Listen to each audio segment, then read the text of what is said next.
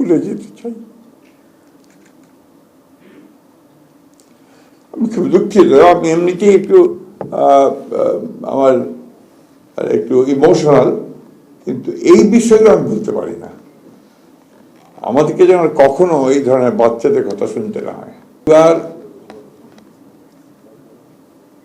অনেক কষ্ট করেছে, করছে এখনো। তাদের ছেলে মেয়েদের ভবিষ্যৎ অনিশ্চিত। আমরা বিভিন্ন জায়গায় বিভিন্ন ভাতা দিচ্ছি, অথচ এই পরিবারগুলোকে, তাদের সন্তানগুলোকে মানুষ করবার জন্যে, বেঁচে থাকবার জন্যে, ভালোভাবে একটু জীবন যাপন করবার জন্যে আমরা এখন পর্যন্ত কিন্তু কোনো উদ্যোগ গ্রহণ করিনি। আমি আজকে আপনাদের সামনে বলছি যে আমি ফিরে গিয়েই আমি মাননীয় প্রধানমন্ত্রীর কাছে একটা চিঠি লিখব যে আমাদের এই পরিবারগুলোকে সরকারের তরফ থেকে ভাতা দেওয়াটা অত্যন্ত জরুরি, তাদের ভবিষ্যৎ, এটা তাদের প্রাপ্য। আজকে আমরা নির্বাচন করেছি, কেউ মন্ত্রী হয়েছি, কেউ এমপি হয়েছি, কেউ বড় বড় চাকরি করছি, আমাদের সচিব মহোদয় এখানে আছেন, সবাই আমরা ছবি তৈরি করছি, কিন্তু যারা এর জন্যে চলে গেছে তারা কিন্তু তাদের সন্তানরা একটা অনিশ্চিত ভবিষ্যতের মধ্যে পড়ে আছে। অন্তত এইটুকু বোধহয় আমরা করতে পারি, তাদের ভবিষ্যৎটাকে একটু সুন্দর করার চেষ্টা করতে পারি, তাহলেই আমাদের সরকারের আশাটা সার্থক হবে, তা না হলে হবে না বলে মনে করি। আমি বক্তব্য দীর্ঘ করবো না। আমি এই সারাটা সংগ্রামে যে হিরো সঞ্জিদা তুলি, যে আমাকে অনুপ্রেরণা জুগিয়েছে, তাকে আমি সবসময় স্মরণ করি, মনে করি, এবং তাকে সত্যিকার অর্থে আমি তাকে হিরো মনে করি। ওই সময়টা আমি জানি এককভাবে কিভাবে লড়াইটা লড়েছে, কিভাবে এককভাবে জেনেভা চলে গেছে, হিউম্যান রাইটস কমিশনের কথা বলেছে। এই মেয়েটা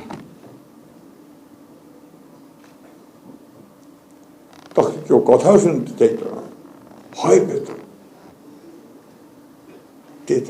রিয়ালিটি। যাই হোক, আমি ভারাক্রান্ত করতে চাই না। একটা ছবি নির্মাণ করার উদ্যোগ নেওয়া হয়েছে, অত্যন্ত আনন্দের কথা, ভালো কথা। যেটা চাইবো যেন সঠিক জিনিসটা আসে, যেটা চাইবো যেন সত্যিকার অর্থে এটা আমাদের সমগ্র জাতিকে, আমাদের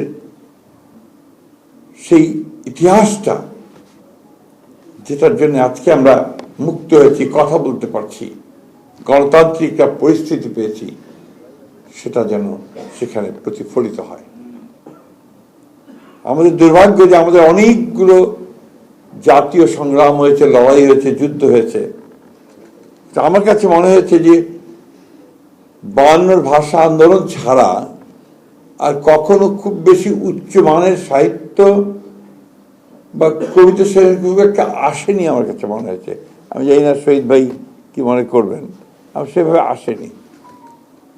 আমি আশা করব যে এবারকার যে লড়াইটা, যে সংগ্রামটা, যে আত্মত্যাগ, এই ব্যাপারে আমরা যে উদ্যোগগুলো নিচ্ছি, সেই উদ্যোগ সেই মানের যায়, সেই মানের হয়, যাতে করে আমরা গোটা পৃথিবীতে রিপ্রেজেন্টেড হতে পারি। আমাদের মায়ের ডাকের যারা বাচ্চারা আছে, অনেক বড় হয়ে গেছে। আমি ছোট্ট ছোট্ট দেখেছি,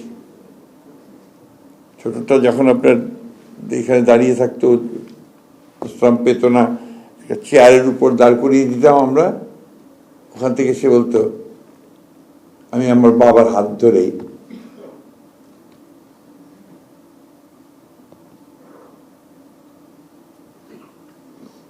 স্কুলে যেতে চাই।